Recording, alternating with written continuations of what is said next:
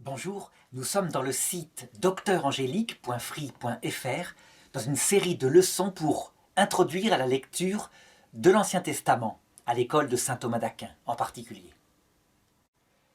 Et je voudrais continuer à montrer comment l'Ancien Testament est un livre de la lente révélation de Dieu en abordant la question de l'âme et de sa survie après la mort.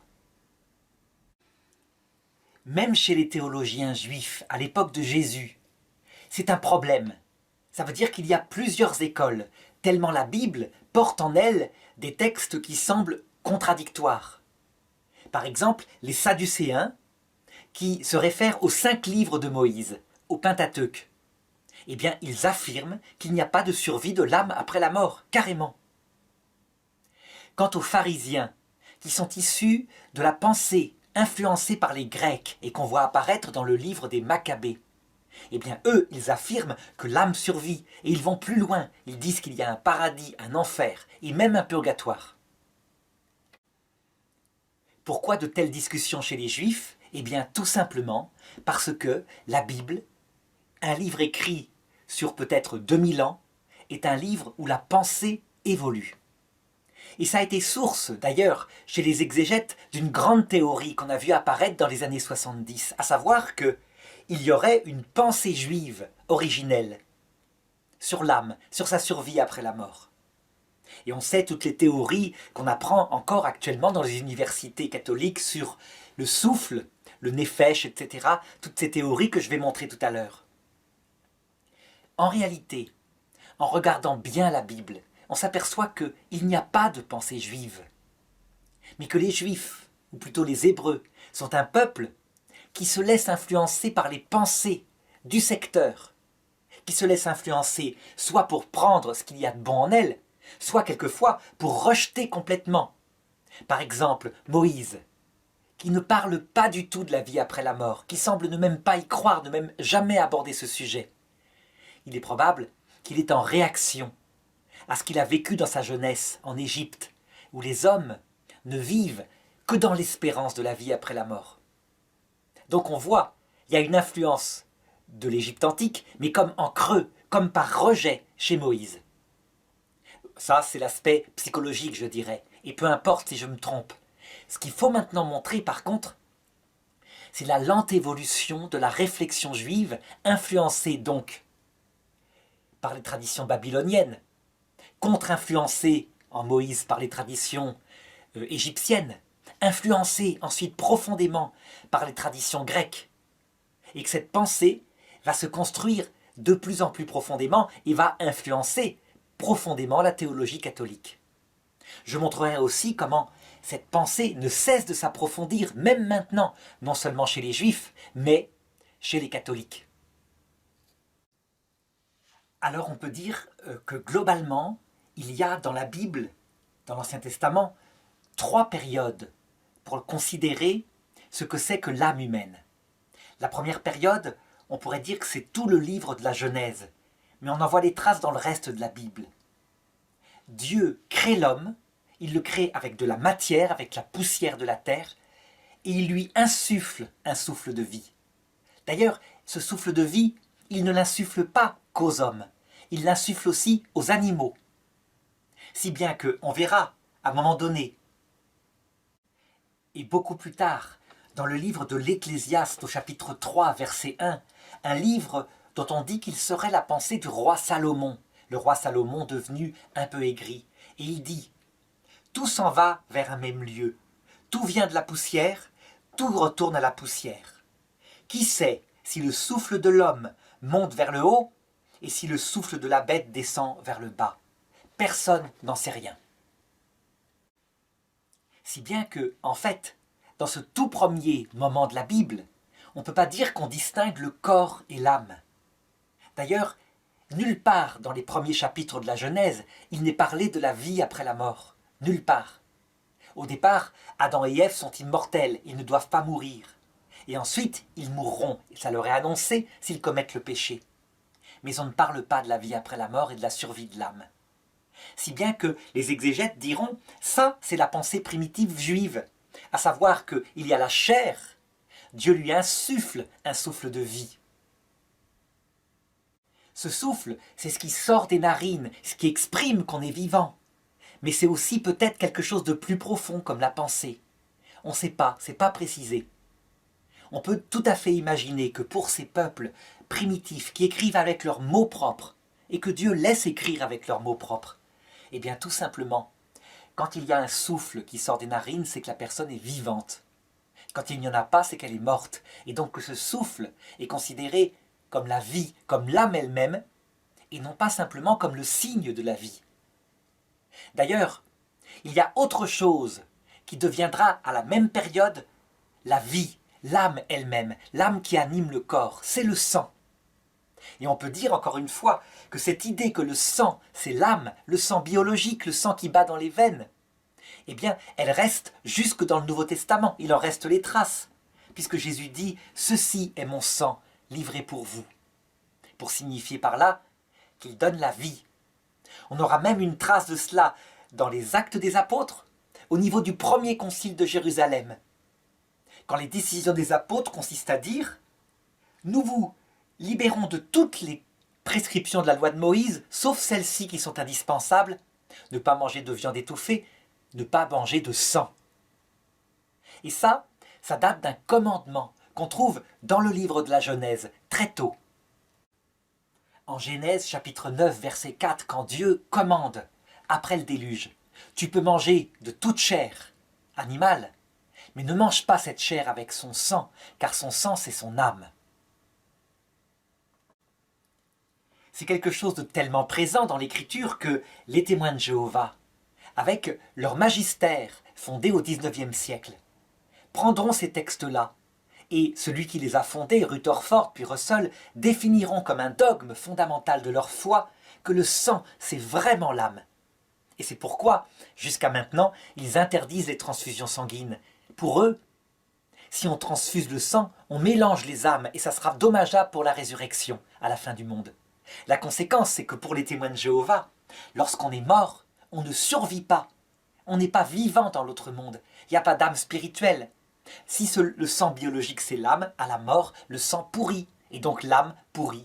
C'est logique, c'est cohérent. Et donc à la fin du monde, Dieu ressuscitera les témoins de Jéhovah. Donc on voit, tout cela n'est pas fondé sur rien. C'est vraiment fondé sur des textes bibliques primitifs.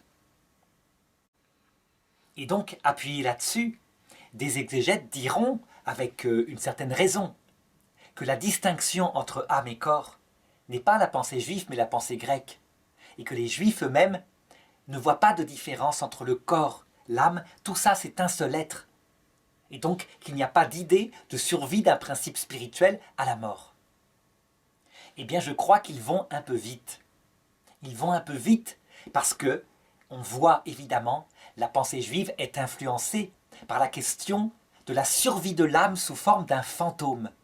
Ce qu'on peut appeler le Sheol, ce qui deviendra après d'ailleurs dans les livres écrits en grec l'Hadès. Ça veut dire que les Juifs, ce Sheol, qui est le séjour des morts, eh bien ils le traduiront, lorsqu'ils seront influencés par les Grecs, vers 300 avant Jésus-Christ, par le terme grec des enfers, l'Hadès des Grecs. L'Hadès, c'est spécial, c'est pas net. On voit bien qu'il y a une lente maturation de la pensée, encore une fois. Quelquefois, c'est un lieu où on ne se souvient de rien, où on dort, on n'a aucun souvenir de ceux qui sont sur terre. Donc, finalement, c'est tout simplement le séjour de la mort, c'est peut-être la tombe elle-même, où on pourrit. Et là, ça serait en cohérence, effectivement, avec le fait que le sang, ce serait l'âme. Mais parfois, ce n'est pas du tout ça. Parfois, l'Hadès, c'est un lieu où on vit, dans la tristesse, dans l'errance. On en voit une trace, par exemple, dans un texte comme celui-ci, où Jacob, qui risque de perdre son fils, son deuxième fils bien-aimé, Joseph, dit à ses frères, « S'il ne revenait pas, vous feriez descendre mes cheveux blancs dans la douleur, dans le Sheol. » On voit ce texte, par exemple, en Genèse, chapitre 35, verset 35. Alors évidemment, beaucoup d'exégètes diront « Mais pas du tout. Le Sheol, il n'y a pas de souvenir. On ne se souvient de rien, on n'est pas vivant, on dort. » Et c'est une tradition qui d'ailleurs restera jusqu'à maintenant chez les musulmans. Les musulmans pensent que les morts actuellement dorment dans leur tombeau, ne sont pas conscients et se réveilleront à la fin du monde. Donc il y a certainement une influence qui vient de là. Cependant, il faut bien regarder toute la Bible et voir qu'il y a des moments très nets où une âme du Shéol apparaît.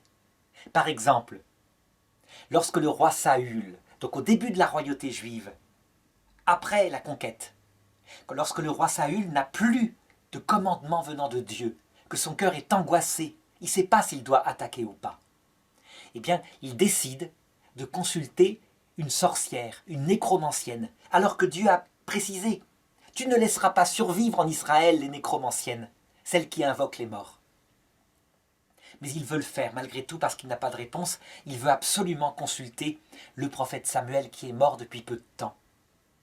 Cette histoire est racontée en premier livre de Samuel, chapitre 28. Et donc ses compagnons lui trouvent une sorcière qui s'était cachée. Et cette sorcière leur dit « Mais c'est interdit » par le roi Saül. Et ils lui disent « Ne t'inquiète pas, il ne t'arrivera rien. » Saül s'est déguisé en un homme du commun. La sorcière invoque pour lui Samuel. Et elle se met à crier en disant « Tu m'as trompé, tu es Saül !» Et Saül lui répond « Ne t'inquiète pas, il ne t'arrivera rien. » Et alors elle leur raconte ce qu'elle voit. Elle dit « Je vois un spectre qui descend de la terre. » C'est un vieillard. Il monte. Il est enveloppé d'un manteau. Saül comprit que c'était Samuel. Il s'inclina contre terre et se prosterna. Samuel dit à Saül « Pourquoi m'as-tu troublé en me faisant monter ?» Saül lui répondit « Je suis dans une grande détresse. Les Philistins me font la guerre et Dieu ne me répond pas. » Saül en fera un malaise en tombant par terre. Certains diront « C'est qui ce fantôme qui apparaît? Est-ce que c'est un démon qui se fait passer pour Samuel? » Non, la Bible indique bien « C'est Samuel qui vient. » Eh bien, des choses comme ça, des récits comme ça, influenceront la pensée juive. Ces récits, ils ne viennent pas du judaïsme. Ils viennent de civilisations très anciennes. Ils viennent de l'animisme, tout simplement. Ça veut dire de la religion, du paléolithique. Lorsque les hommes pensaient que les animaux avaient un souffle de vie, une âme qui survivait à la mort, et que les hommes aussi, et que lorsqu'on partait à la chasse, qu'on tuait un animal, il fallait bien manger, il fallait toujours penser à le remercier du don de sa vie, et à remercier l'esprit du bison par exemple.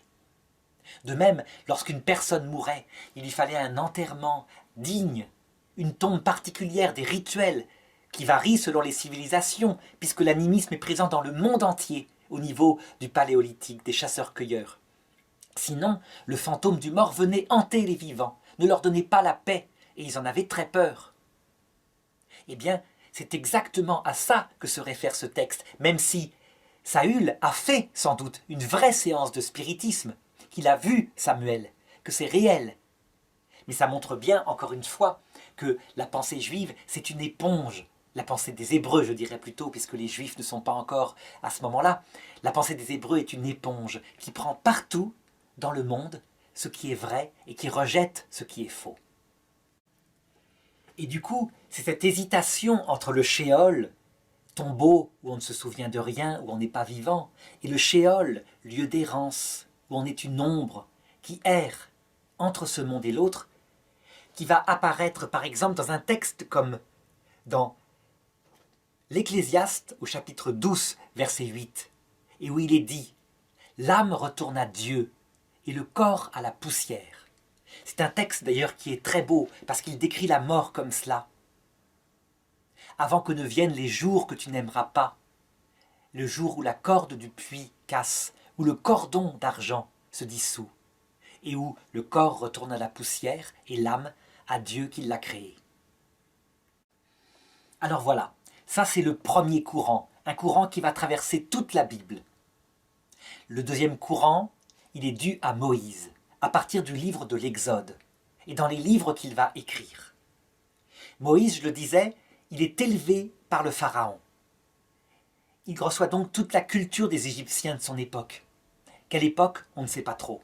En tout cas, comme l'Égypte a été une civilisation très stable, on peut dire qu'elle est à la fois polythéiste à fond, au point que les animaux eux-mêmes sont des dieux, mais qu'elle est aussi centrée sur la certitude que cette vie prépare une vie après la mort. À cette époque-là, il y a le mythe d'Isis, d'Osiris, qui est déjà vénéré chez les Égyptiens. Osiris, ce dieu qui a été tué et que la prière de sa femme et épouse Isis a ressuscité, et qui dispense le jugement dernier.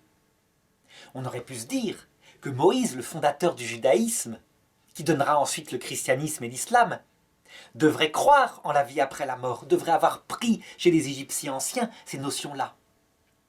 Eh bien, pas du tout. Moïse, dans tous ses livres, dans tout ce qu'il écrit, pas une seule fois n'envisage une survie après la mort. Je dirais même qu'il se met en opposition mortelle, extrêmement dure, presque traumatisée. Il faut dire qu'il a fui l'Égypte, il a assassiné à un moment donné un serviteur du pharaon qui battait un hébreu. Bref, comme dans une révolte contre cette religion ancienne qu'il a détestée, et peut-être pour la survie, l'identité de son peuple, tout ce qui vient d'Égypte, il le rejette. Et donc il rejette toute idée qu'il y a même des anges, toute représentation de quelconque créature, tellement il en a été abreuvé en Égypte et que ça l'a peut-être dégoûté.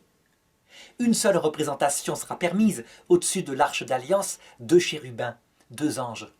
Mais il ne parle jamais de l'existence des anges. Quant à la vie après la mort, rien. Aucune allusion à l'âme qui survit après la mort. Pour lui, la terre promise, elle est très concrète. C'est une terre matérielle à conquérir avec un glaive de fer.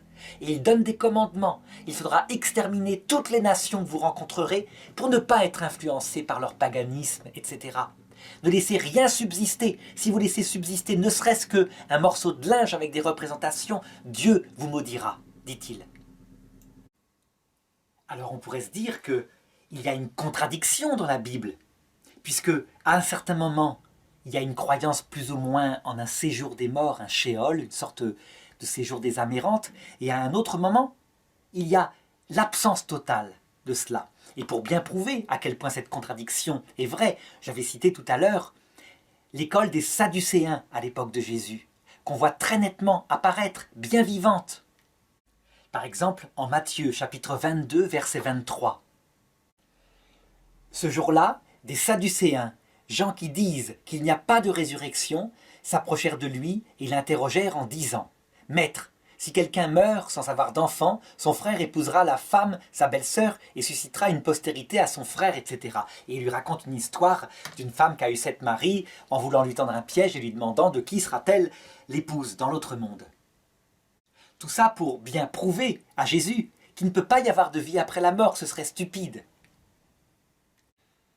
Alors, si Moïse, au sens littéral de lui comme homme, a rejeté toute cette notion de vie après la mort, de communion des saints, d'êtres qui travaillent avec Dieu, comme par exemple des anges qui sont les serviteurs de Dieu, eh bien, en réalité, son livre complet, le livre de l'Exode, ce qui montre bien que c'est Dieu qui inspire la Bible, est une parabole à lui tout seul du passage de l'âme à l'autre monde.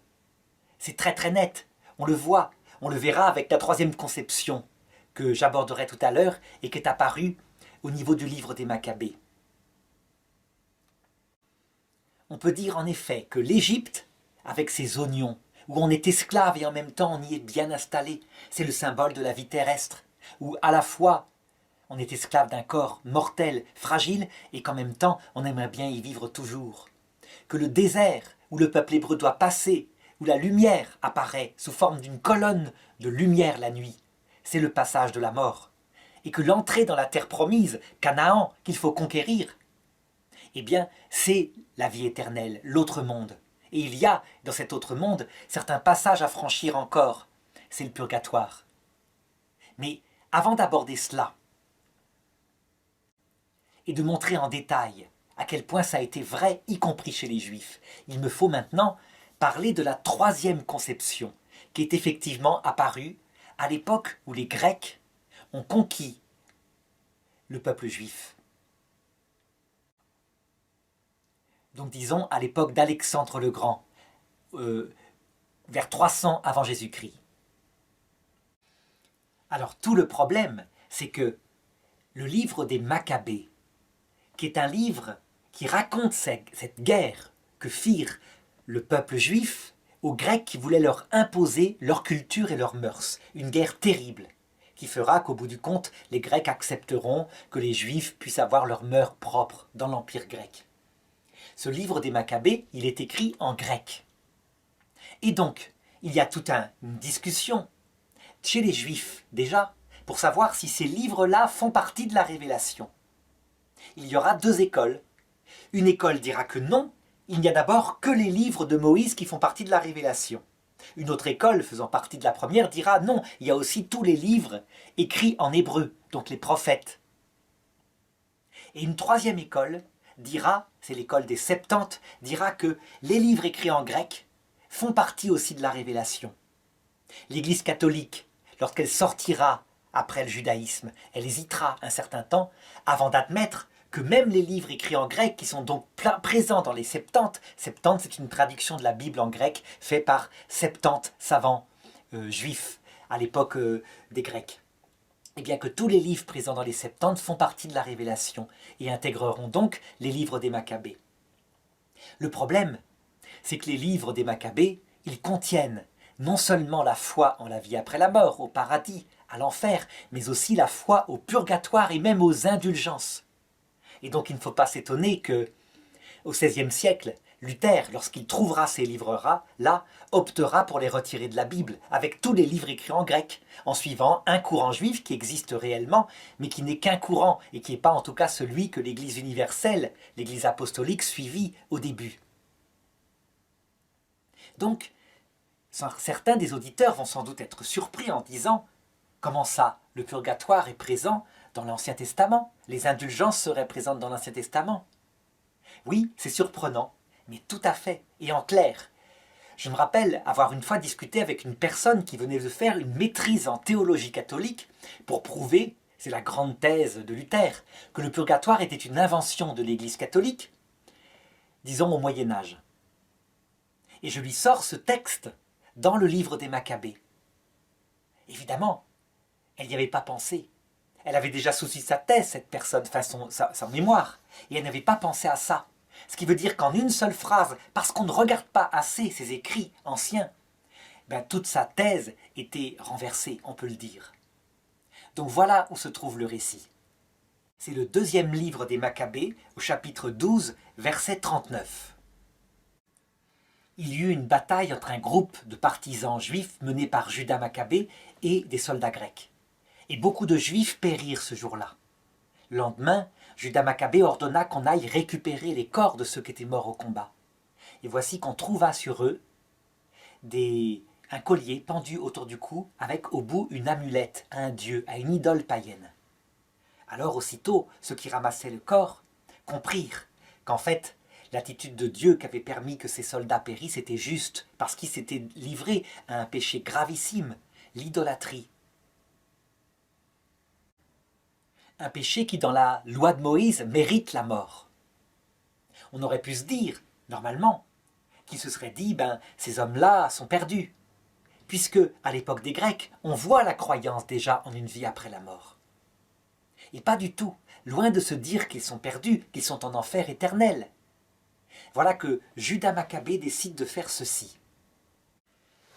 Ils se mirent en prière pour demander que leur péché commis fut entièrement pardonné.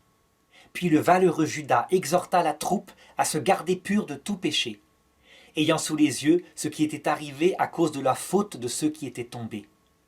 Puis ayant fait une collecte d'environ 2000 drachmes, il l'envoya à Jérusalem, afin qu'on offrît un sacrifice pour le péché, agissant fort bien et noblement d'après le concept de la résurrection.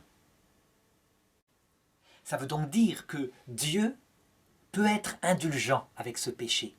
Ça veut donc dire que ces personnes qui sont mortes en état de péché mortel s'il en est, Judas est convaincu qu'on peut offrir pour eux des prières et qu'on obtiendra pour eux le pardon des péchés.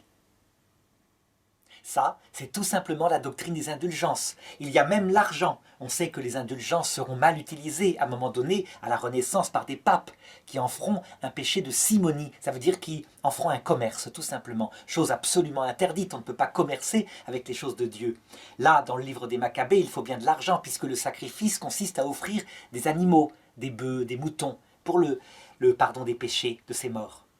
Mais on voit bien, c'est une doctrine de l'Ancien Testament. J'ajouterais que dans les livres des Maccabées, il y a aussi la doctrine du paradis. Un paradis Par exemple, dans un des textes, une mère se voit obligée, avec ses 7 fils, à manger du porc. Et elle préfère mourir que de manger du porc.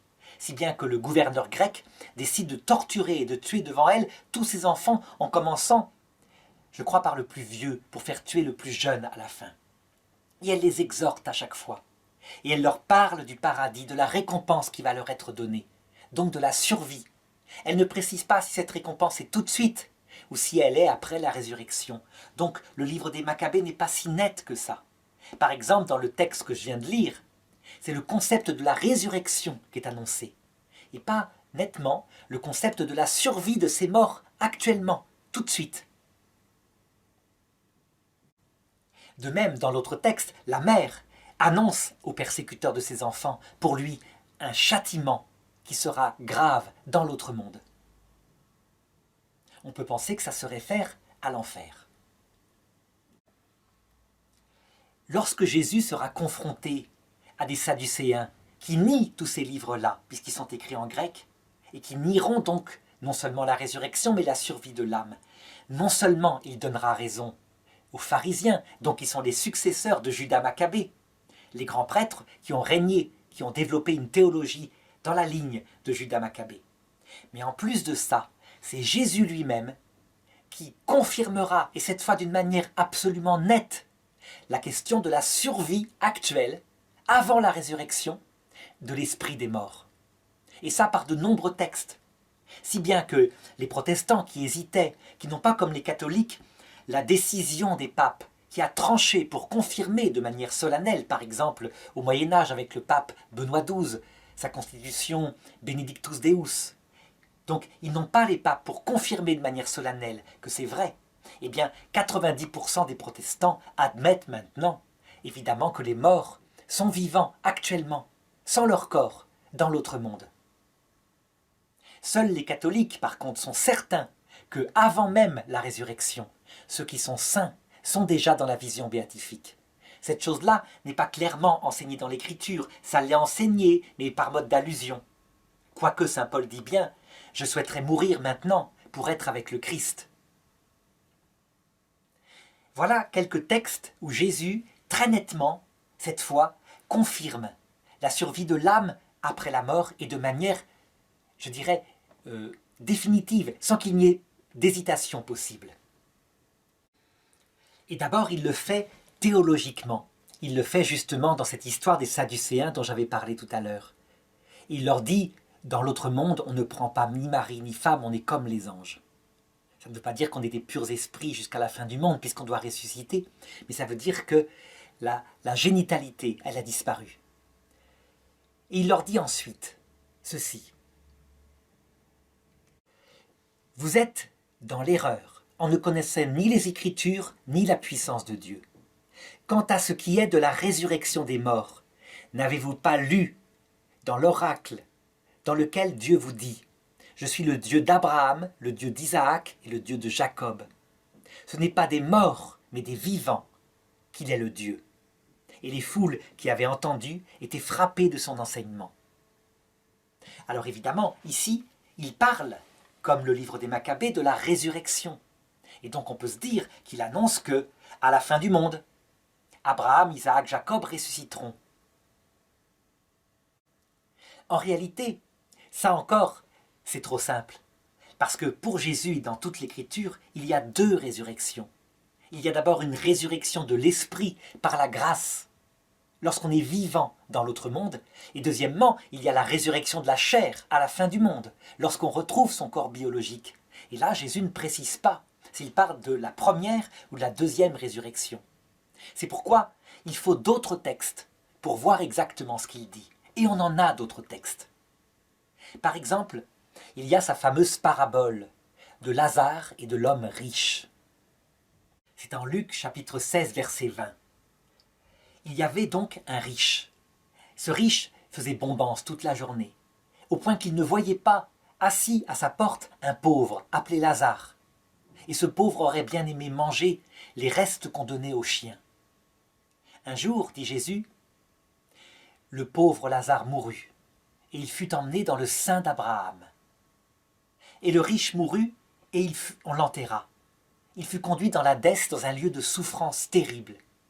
Et là, en proie aux pires souffrances, il vit de loin le pauvre Lazare dans le sein d'Abraham, un lieu très curieux que Jésus décrit comme un lieu de joie. Et il vit à côté de lui Abraham. Alors il s'écria, « Père Abraham, envoie Lazare auprès de moi, qu'il trempe son doigt dans l'eau que vous avez là-bas pour toucher un peu ma langue, tellement je meurs de soif. » Et Abraham lui répondit, « Mon fils, pendant ta vie terrestre, tu as eu la joie, maintenant c'est à toi de souffrir. » Et en plus, il a été mis un espace infranchissable entre vous et nous, afin que vous ne puissiez pas venir ici et nous chez vous. Alors le riche répondit, « Père Abraham, envoie au moins Lazare chez mes frères pour les prévenir, afin qu'ils ne viennent pas dans ce lieu de souffrance. » Et Abraham lui répondit, « Ils ont les prophètes, ils ont qu'à les lire. » Et le riche répondit, « Non, si un mort leur apparaissait, ça les convaincrait. » Alors Abraham lui répondit, « Quand bien même un mort ressusciterait, il ne serait pas convaincu. » Ce texte-là, très nettement, met en place deux demeures avant même la résurrection de la chair, parce que le riche comme Lazare ne sont pas ressuscités dans leur chair. Ils sont vivants. Ils sont vivants, on peut supposer, sous forme de fantômes, dans un autre monde. La première des demeures s'appelle le sein d'Abraham. C'est un paradis. Et la théologie catholique confirmera en disant « c'est un paradis provisoire ». Cela signifie en fait que, avant la résurrection de Jésus, avant sa descente dans ce lieu, dans le sein d'Abraham, pour aller prêcher son évangile, eh bien aucun mort ne verra encore Dieu face à face. Mais ils attendront paisiblement dans ce séjour de la mort, en tout cas ceux qui sont justes. La deuxième demeure qui est décrite est un lieu de souffrance terrible. Tous les pères de l'Église, sans exception, ont dit que le riche était en enfer, dans l'enfer éternel. Ils se sont même appuyés, pour le dire, sur le texte où Abraham dit « Il y a un espace infranchissable entre vous et nous pour que vous ne puissiez venir ici. » Il faudra attendre 2008 avec le pape Benoît XVI dans son encyclique Spe Salvi au numéro 47, fondé sur toute la théologie de l'Église, sur les décrets de l'Église concernant la vie après la mort, pour que pour la première fois un théologien dise « Il semblerait que ce riche ne puisse pas être en enfer, parce qu'il n'a pas le cœur méchant. En enfer, ce sont des gens qui détestent Dieu, qui détestent son projet d'humilité et d'amour. Ce sont des gens qui ont envie que leurs frères viennent les rejoindre, non pas parce qu'ils se réjouiraient de leur présence, mais parce qu'ils espèrent qu'en étant le plus nombreux possible, Dieu renoncera à son projet de vie éternelle donné à ceux qui ont le cœur bon. Il le donnera à tous ceux qui sont simplement intelligents. Or, dit le pape, visiblement, le riche n'a pas cette attitude-là. Il a soif de la grâce. Il n'est pas en état de pécher contre l'Esprit Saint. Et donc il conclura que c'est à partir de ce genre de texte que s'est développée la doctrine du purgatoire. En réalité, jamais un père d'Église n'a pensé appliquer à ce texte au purgatoire. C'est bien d'autres textes qui furent appliqués au purgatoire, comme par exemple lorsque saint Paul dit « Si un homme a construit sa maison sur de solides fondations, le Christ, mais avec de la paille, du foin, ça veut dire avec de la superficialité, des choses pas bonnes, il sera sauvé. Mais comme à travers un feu, ça veut dire à travers une purification. » Il y a d'autres textes qui fondent le purgatoire explicitement dans l'Écriture, quand Jésus dit « Hâte-toi de te réconcilier avec ton frère, tant que tu es en chemin sur la terre, de peur que ton frère ne te livre au juge, et que le juge ne te livre au gendarme, et le gendarme au bourreau, et que le bourreau ne te mette en prison. Et là, en vérité, tu n'en sortiras pas avant d'avoir payé le dernier sou. » Alors il faut remarquer aussi que, à partir de l'influence grecque, à partir donc du livre des Maccabées, la distinction entre corps et esprit, elle est posée théologiquement, elle est posée définitivement. À savoir que dans l'homme, il y a deux natures qui sont unies, une nature biologique et une nature qui vient de Dieu, d'une autre forme. On ne sait pas de quoi elle est faite, mais elle est immortelle. Cette distinction, c'est vrai, on la trouve chez les Grecs. Elle n'est pas la pensée juive originelle que j'avais décrite tout à l'heure. Dans l'Évangile, Jésus en parle sans arrêt de cette âme immortelle. Et il parle de ceux qui seront dans un enfer éternel, parce qu'ils ont commis le mal, la géhenne de feu. Et il parle aussi de ceux qui seront dans un paradis éternel. Ce qui veut dire que, pour Jésus, il y a deux demeures définitives dans l'autre monde, l'enfer et le paradis. Et il y a une demeure qui est provisoire, puisqu'on y passe et on en sort. C'est le purgatoire. Alors je sais que les protestants refuseront cette doctrine du purgatoire. Pourtant, si on regarde l'Écriture en détail, on la voit partout explicitée. Ce qui est sûr, c'est que chez les catholiques, avec l'aide du magistère du pape qui confirme les frères dans la foi, ce sera encore le pape Benoît XII qui confirmera dogmatiquement, définitivement, l'existence du purgatoire sans en préciser la nature. Donc c'est toujours la constitution Benedictus Deus. Les hommes qui ont des restes de péché à purifier le feront au purgatoire. Et dès qu'ils auront purifié ces restes de péché, avant même la résurrection de la chair qui aura lieu à la fin du monde, ils entreront dans la vision de Dieu, ils verront Dieu face à face, sans aucun intermédiaire créé. Voilà ce que définit le pape. Alors, j'avais montré dans la série de leçons qui ont précédé celle-là ce schéma qui est un petit peu le schéma de la manière dont l'Esprit Saint conduit l'humanité à la vérité tout entière. Adam et Ève, le sommet, la présence de Dieu. Puis, peu à peu, on pourrait dire qu'ici, c'est l'époque du Shéol, comme lieu où sans doute on ne survit pas. Puis ici, le Shéol, comme lieu où on survit comme un fantôme dans un séjour de tristesse et d'errance. Puis ici, avec le livre des Maccabées, 3 demeures dans l'autre monde. Un paradis, un enfer des damnés pour les méchants et un purgatoire où même le péché d'idolâtrie peut être pardonné et où on peut prier pour les morts. Avec Jésus, évidemment, on atteint le sommet de la révélation. Tout est présent, mais de manière qui n'est pas forcément théologiquement claire. C'est pourquoi, après, on voit que l'Église, elle va devoir repartir dans un cycle de réflexion pour redécouvrir la plénitude de ce qui est révélé par le Christ. Jésus l'avait promis, je vous enverrai un paraclète qui vous rappellera tout ce que je vous ai dit.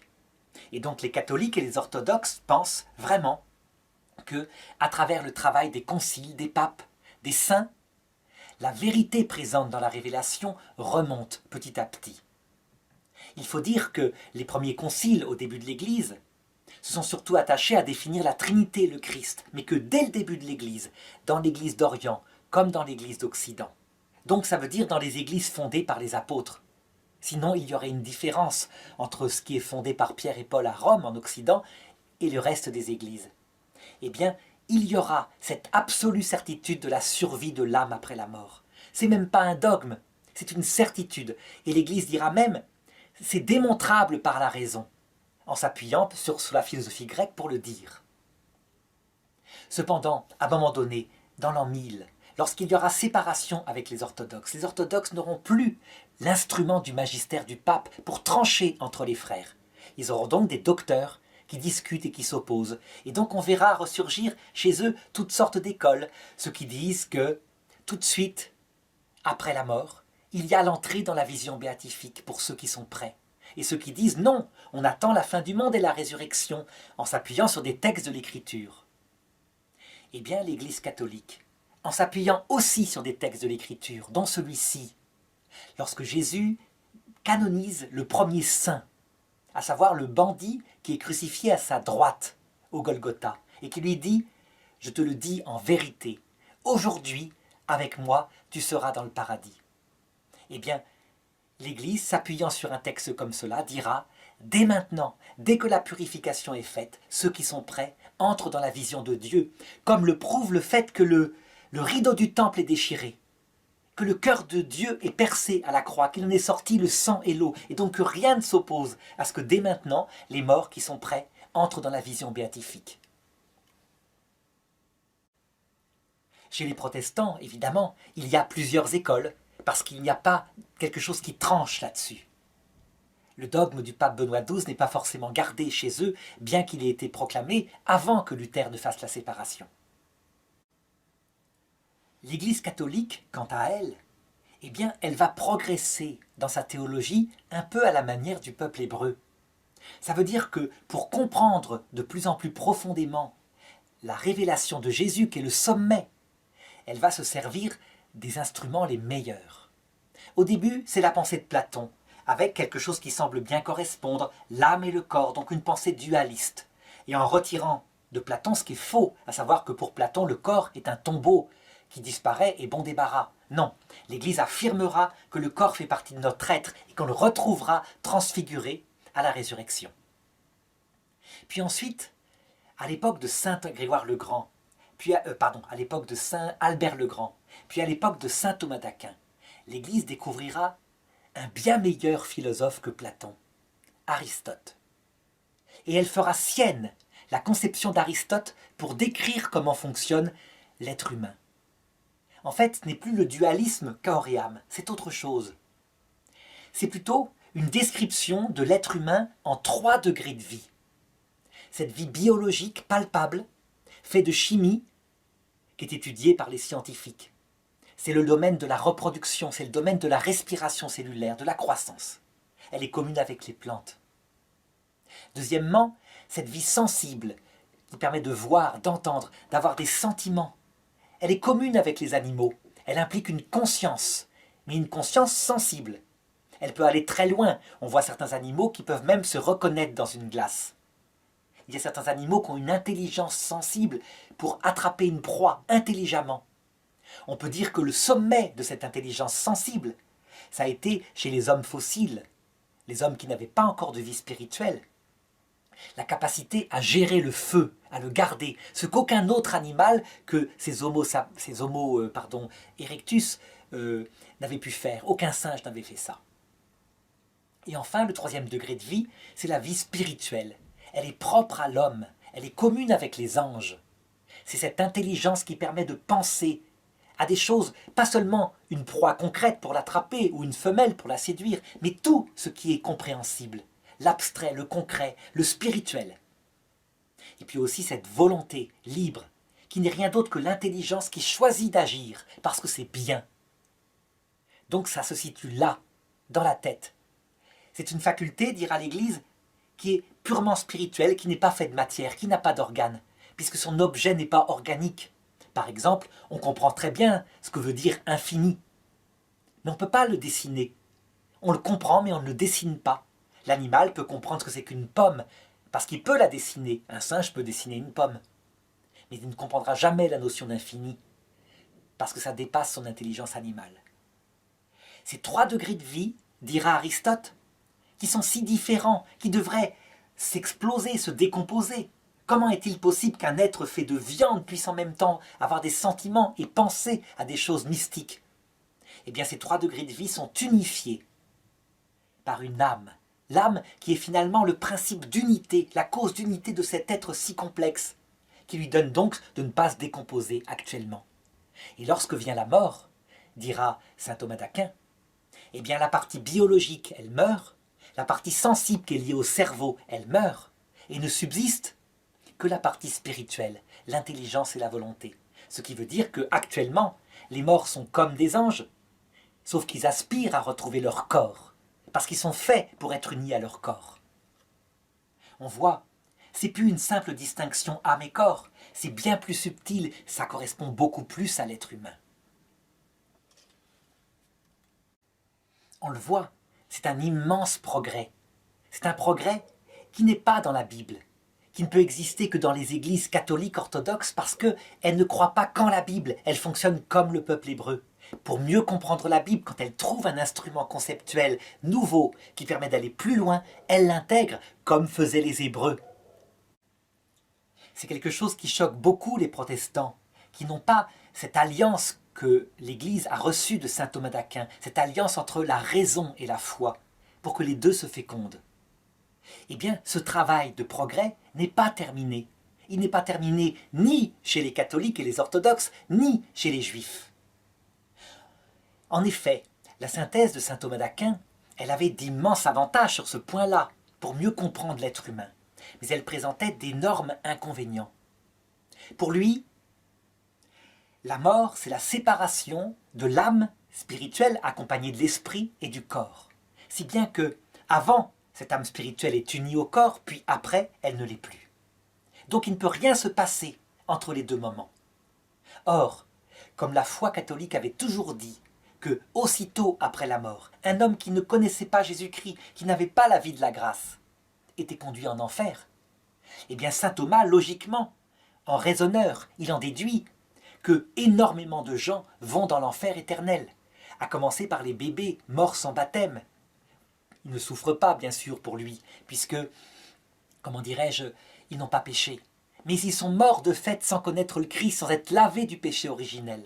Donc pour lui, c'est un séjour entre ce monde et l'autre, une sorte de shéol éternel, sans souffrance, et il flotte entre les deux. Mais il mettait en enfer aussi les païens, ceux qui étaient morts sans être évangélisés, avec quand même une petite hésitation, une fois, en une phrase, où il se dit, tout de même, si ce n'est pas de leur faute qu'ils sont païens, qu'ils n'ont pas connu le Christ, il faut penser, il faut tenir que le Christ, certainement, leur donnera une apparition, leur prêchera l'évangile, comme il le fit à Corneille. Mais c'est en 3 phrases, en une phrase, et donc ça ne fait pas une doctrine. Simplement, on voit qu'il a un doute là-dessus. Et puis, évidemment, vont en enfer aussi ceux qui commettent un péché mortel de faiblesse, style, je ne sais pas, un adultère, comme le président est Faure, je crois, un président français de la Troisième République qui mourut en plein acte d'adultère. Eh bien, il ne peut pas se repentir, le prêtre arrive trop tard. Et donc, comme il est mort dans un acte de péché mortel, quelle que soit sa vie avant, il est aussitôt conduit en enfer. Ça posait de gros problèmes, parce que l'Évangile dit l'inverse. Elle dit tout péché, tout blasphème sera pardonné, soit en ce monde, soit dans l'autre, sauf le blasphème contre l'Esprit Saint. Ça veut dire sauf la volonté lucide, parfaitement maîtrisée. Ce qui veut dire, s'il y a lucidité et maîtrise, une liberté parfaite.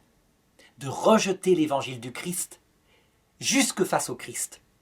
Ce qui veut dire que pour l'Église, les gens qui sont en enfer, ils sont librement, par méchanceté, parce qu'ils méprisent le paradis et ses valeurs fondées sur l'humilité et l'amour.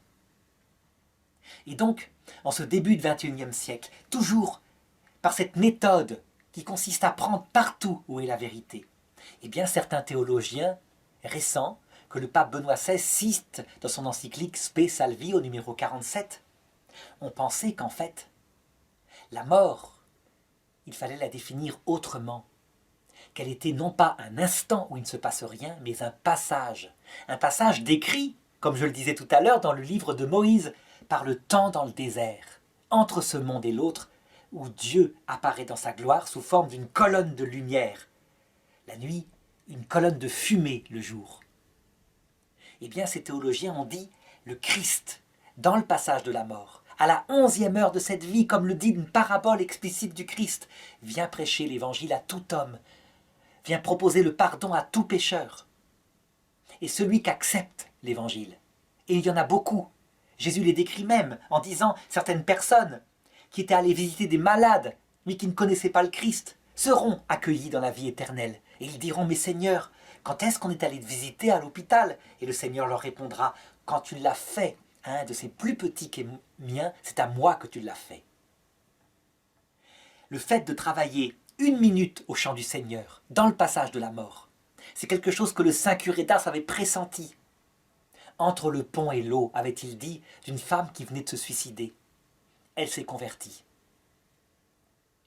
Eh bien, tout cela est en train d'aboutir à une sorte de nouvelle définition de la mort. La mort est un passage. Et ce qui permet de mieux comprendre ce passage, c'est un apport philosophique. Quelque chose qui n'est pas dans la révélation, mais que l'Église catholique va utiliser, ou plutôt les théologiens vont essayer d'utiliser, avec cette même méthode souple qu'on peut voir dans l'Ancien Testament chez les Juifs, à savoir les expériences proches de la mort, les NDE, ces gens qu'on réanime après un arrêt cardiaque et qui constatent effectivement que la mort a une certaine durée et qu'un être de lumière leur apparaît, plein de tendresse, mais de vérité face à leurs péchés, accompagné des saints, c'est-à-dire des proches décédés, et des anges, donc de présence spirituelle profonde. Et ils voient bien qu'à un moment donné, s'ils franchissent une frontière sous forme d'une rivière, sous forme d'une haie, ils entreront dans l'autre monde, ils ne pourront pas revenir sur terre. Ils sont donc dans le passage de la mort. Autre chose qu'apprennent les NDE, c'est que les morts, loin d'être de purs esprits avant la résurrection des corps, loin de ne garder que leur esprit, gardent visiblement leur psychisme. Ils continuent de voir, d'entendre. Ils peuvent éprouver des sentiments, mais leurs sentiments sont paisibles, sont libérés de toutes les névroses, les psychoses de cette terre. Et donc ne les gênent pas, mais au contraire, les aident à faire le choix libre par rapport à leur destin éternel. Donc certains théologiens, à partir de ce regard sur toute l'écriture, sont en train d'élaborer une synthèse qui peut-être sera celle qu'un jour l'Église fera sienne, à travers la décision du magistère, donc des papes, sachant que pour le moment, elle n'est qu'une recherche, un fruit de Vatican II, à savoir que cette vie terrestre est un premier purgatoire, où l'homme, à travers une baisse de sa liberté, à travers sa fragilité, apprend au minimum un peu d'humilité, et si c'est possible, de l'amour.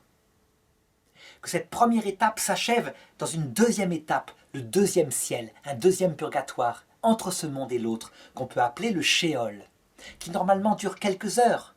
Marthe Robin le décrivait comme cela, mais qui peut parfois durer des siècles, lorsqu'une âme, comme le peuple hébreu, conduit par Moïse, est trop attachée à la terre, aux oignons d'Égypte, ou a peur d'entrer dans l'autre monde. Ce serait donc ce phénomène des âmes errantes, ce phénomène que décrit la Bible à travers un séjour d'errance, où les anciens descendaient. La troisième étape serait donc, dans ce shéol, l'apparition de Christ, accompagné des saints et des anges. Ainsi se réaliserait cette prophétie d'Isaïe qui est rapportée par Matthieu. Dans le sombre séjour de la mort, une lumière a resplendi. Et le Christ se mit à prêcher, « Repentez-vous, car le royaume des cieux est proche. » Cette prophétie que je prends ici au sens eschatologique est rapportée dans Matthieu au chapitre 4, versets 15 et 16. Ce troisième ciel, cette troisième étape où le Christ paraît, c'est là où saint Paul lui-même reconnaît être monté lors de son chemin de Damas. Il dit « Je connais un homme, il est monté jusqu'au troisième ciel, il a vu le paradis. Était-ce avec son corps? Était-ce sans son corps? Je ne sais pas, Dieu le sait. » Et il répète chaque fois ça. Pourquoi? Parce qu'il constate un état très spécial, qui ne correspond pas à ce que la philosophie grecque lui enseigne, à savoir que les morts seraient des purs esprits. Il voit avec ses yeux cette lumière, il entend cette voix avec ses oreilles, et en même temps elle touche son cœur. Est-ce que c'est avec son corps ou sans son corps? Il ne sait pas. C'est le troisième ciel, c'est l'apparition du Christ. Ensuite, après ce troisième ciel, a lieu le jugement dernier, que le pape Benoît XVI présente dans son encyclique Spéciale Vie 47 en disant « Cette apparition du Christ bouleversante, c'est elle qui provoque le jugement dernier. » À savoir que l'âme perverse se détourne du Christ. L'âme qui a de la bonne volonté ou qui est sainte se précipite vers le Christ. Et alors elle reçoit la parole, conséquence de son choix. Ceux qui choisissent de mépriser le Christ se voient rejetés. Ils n'auront jamais la vision béatifique, même s'ils la demandent. Ils obtiennent tout ce qu'ils veulent au point de vue matériel, ils auront même la résurrection de leur chair. Mais deux choses, ils n'obtiendront pas. La vision béatifique, puisqu'ils ne veulent pas aimer Dieu tel qu'il est, et, évidemment, des frères, puisqu'ils ne pensent qu'à eux-mêmes, qu'ils sont profondément égoïstes. C'est l'enfer. C'est le paradis, entre guillemets, que Lucifer prévoit pour ceux qui le suivent dans sa révolte contre Dieu. Pour les autres, il y a deux solutions. Certains sont totalement humbles, le cœur déjà brisé parce qu'ils ont vécu sur terre. Alors, ils entrent directement dans la vision béatifique. Ils sont prêts. Il n'y a pas besoin de payer pour leur faute passée. Un peu comme le bon larron à la croix. Et d'autres, au contraire, sont fiers, veulent payer, veulent rembourser leurs dettes, un peu comme Zachée dans la parabole, dans les évangiles.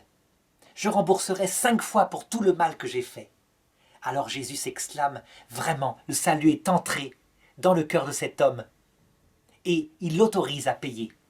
C'est le purgatoire, ces purgatoires que décrit sainte Catherine de Gênes, qui montre comment, après le jugement dernier, certaines âmes saintes, sûres d'aller dans la vision béatifique, se purifient des restes de péché. En réalité, elles passent d'une attitude d'amour total, où elles disent « Tu verras ce que tu verras, je deviendrai digne de toi, tu seras fier de moi, Jésus », à une attitude de cœur brisé, où elles disent « Seigneur, je ne serai jamais digne de te recevoir, mais dis seulement une parole et je serai guéri. » Ce chemin qui fait que leur amour est total dans les deux cas, mais qui fait passer d'un cœur fier à un cœur kénose, ce chemin est indispensable parce que nul ne peut voir Dieu sans mourir à soi-même. C'est quelque chose qui est lié à la nature même de Dieu. Voir Dieu sans être mort à soi-même, sans avoir connu le désespoir même, c'est ne pas supporter la vision béatifique. Voilà pourquoi ce purgatoire est nécessaire et pourquoi les catholiques en ont fait une certitude dogmatique que les protestants rejettent et les orthodoxes hésitent. Je pense que après 2000 ans de conciles, les premiers siècles ayant défini la Trinité, ayant défini le Christ, les siècles du Moyen-Âge ayant défini la grâce, la relation à Dieu, ce que c'est que la charité, le Concile Vatican II ayant défini ce que c'est que l'Église, je pense que avant la fin du monde, il viendra un ou plusieurs conciles qui se pencheront sur cette question finale, celle de l'eschatologie, de la mort et de la fin du monde. Parce que Jésus l'a promis, je vous enverrai l'Esprit Saint qui vous rappellera tout ce que je vous ai dit lorsque j'étais sur terre. On le voit donc, le mécanisme que le peuple hébreu vit dans l'Ancien Testament, on peut dire que de la même façon, l'Église le vit au fur et à mesure des siècles, à partir d'une révélation plénière donnée par Jésus-Christ.